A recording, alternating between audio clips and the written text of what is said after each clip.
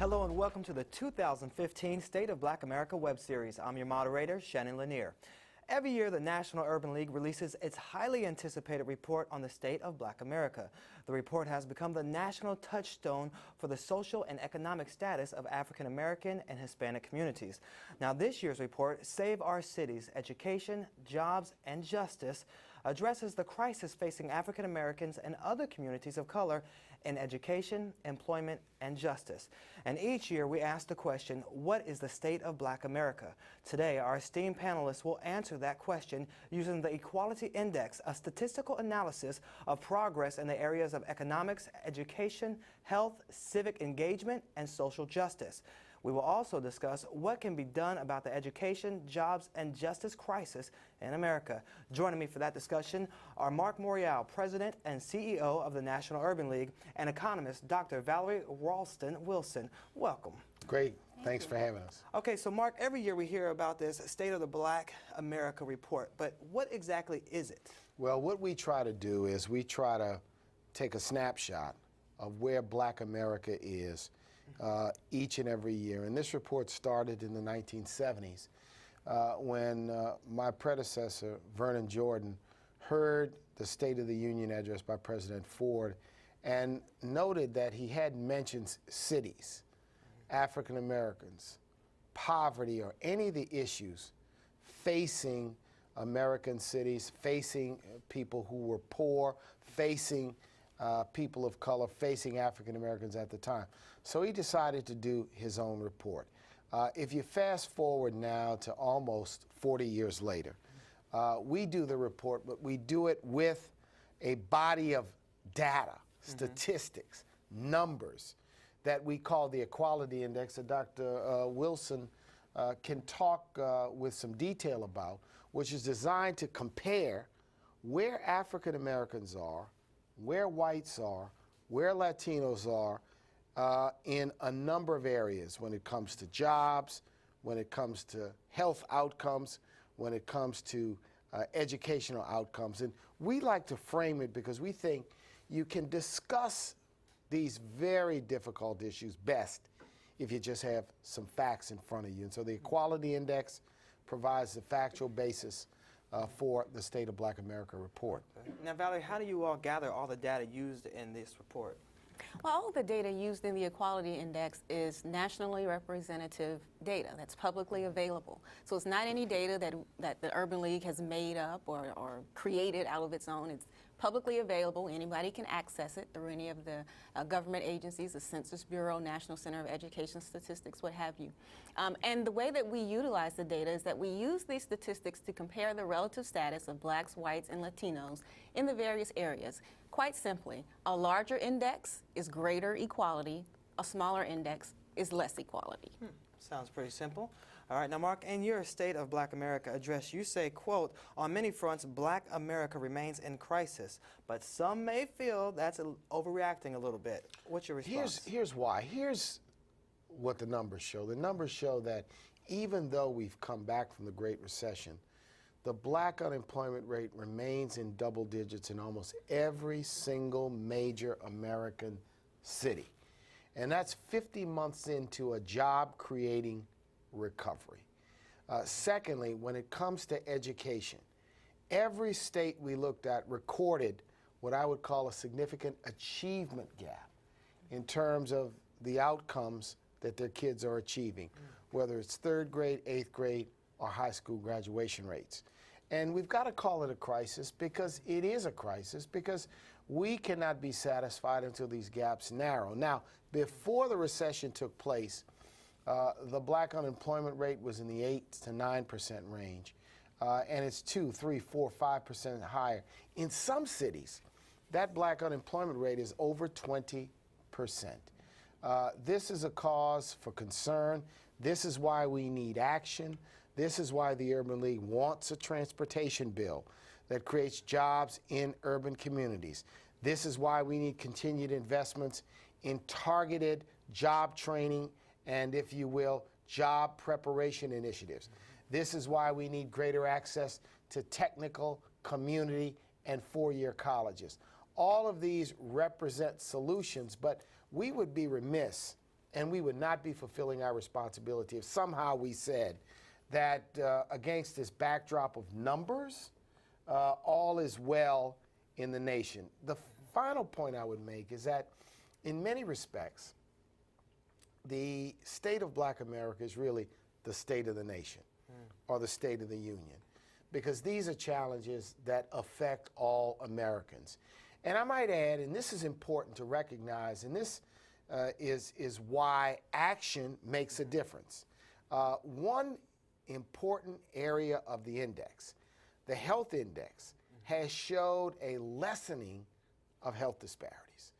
And that has everything to do, we believe, with the passage and the implementation of the Affordable Care Act, sometimes lovingly referred to as Obamacare, but which is the Affordable Care Act. That's begun to make a difference when it comes to health outcomes. So it points to the fact that policy can make a difference, legislation can make a difference, leadership can make a difference. And this stands, I think, as an important example, and why we track the data and why we've tracked this data very closely over the last 10 years. Okay, well, let's dissect education a little bit further. Valerie, what were some of the other findings with education? Well, in the education index, again, we compared reading proficiency, math proficiency, and graduation rates. And in reading and math proficiency, that was at the 4th grade and the 8th grade levels. What we see pretty much is that for states where we see greater equality in those outcomes, it's typically because students of all races aren't doing so well. When we see the larger disparities, it's typically because white students who disproportionately are better off economically in those cities are doing much better than the minority students who are disproportionately in poverty. So we know economics plays a major role in educational outcomes of children for a number of reasons. Nutrition, access to various types of programs and enrichments that help to build and support the educational process, but also just in terms of the effect that poverty has on children's ability to focus and maintain attention in the classroom, their stability in terms of staying in one school over the process of their education.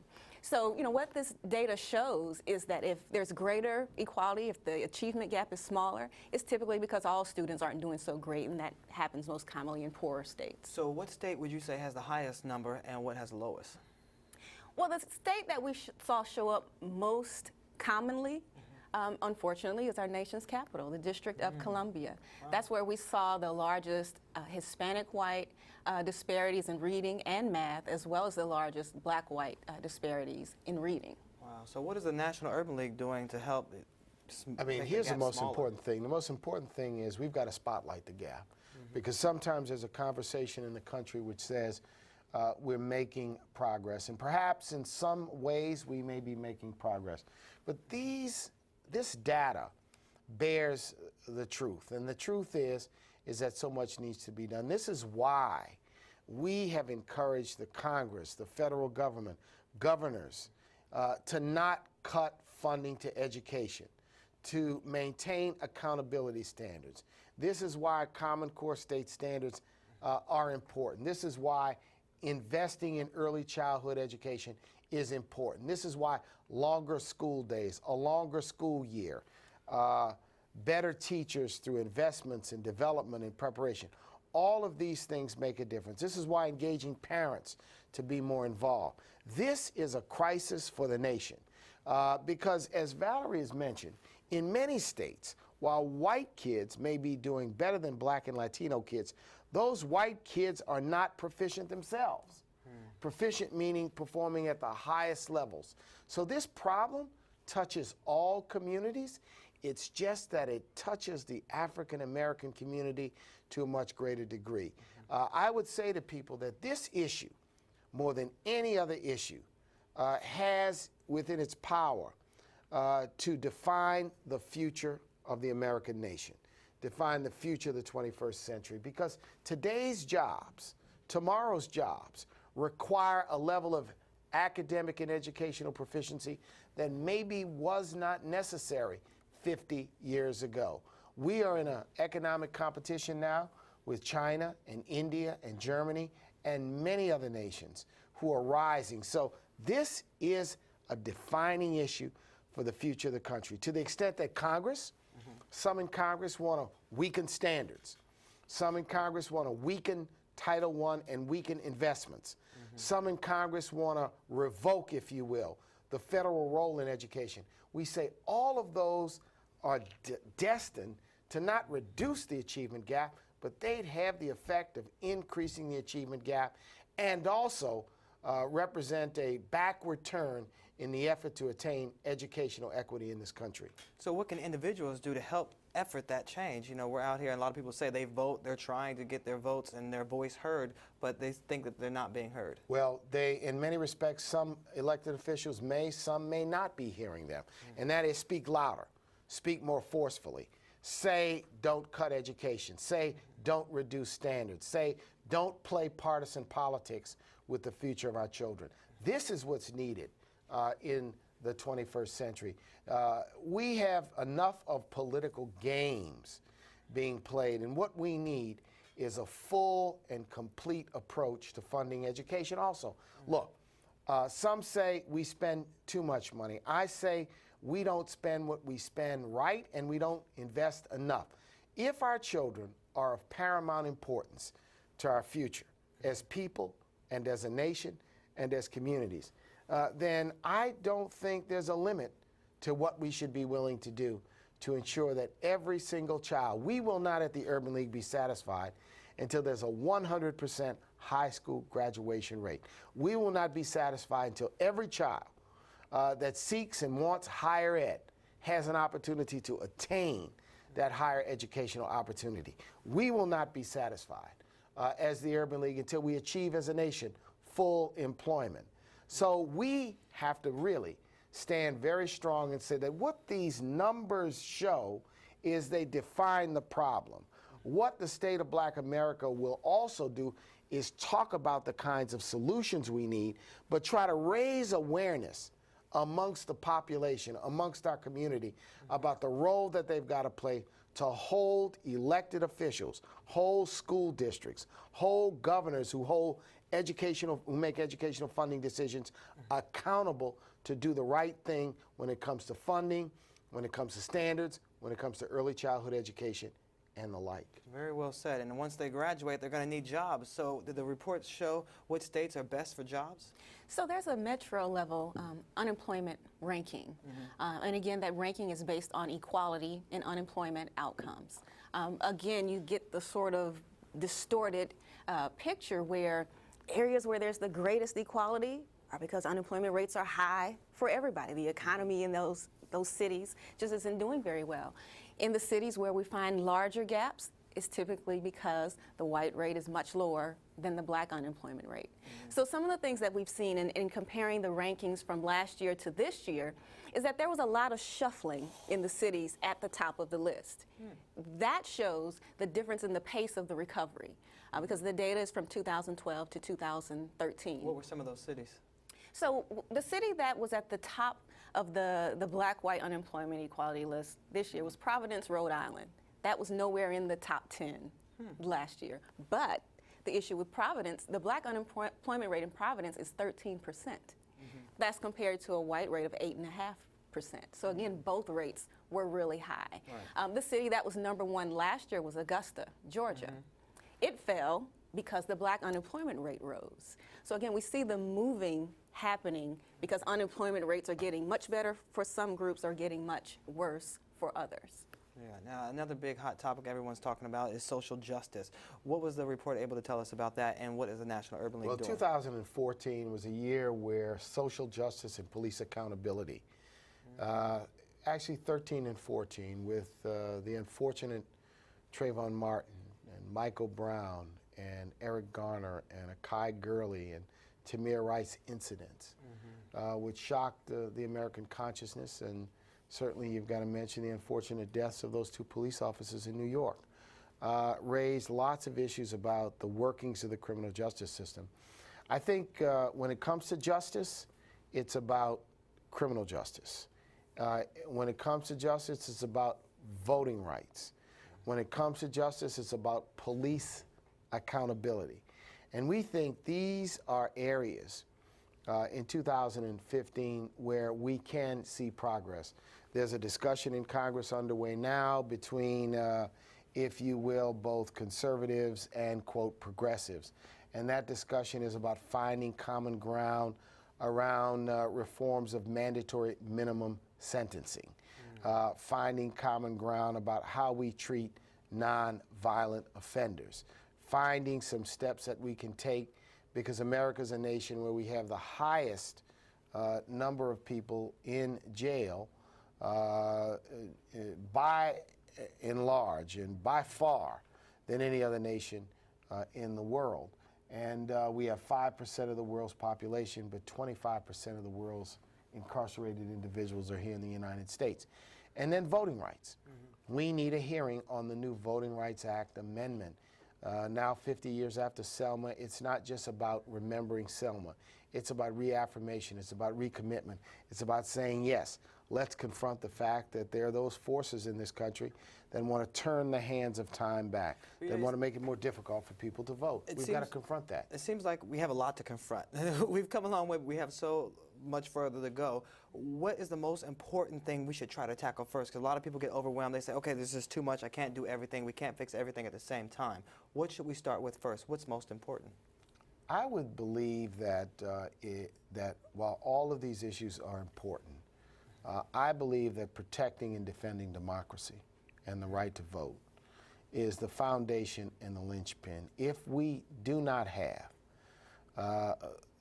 access to the ballot box as a nation, as people of all backgrounds, races, then we will not have the ability for our voices to be heard. The political system will be controlled by narrow, moneyed special interests.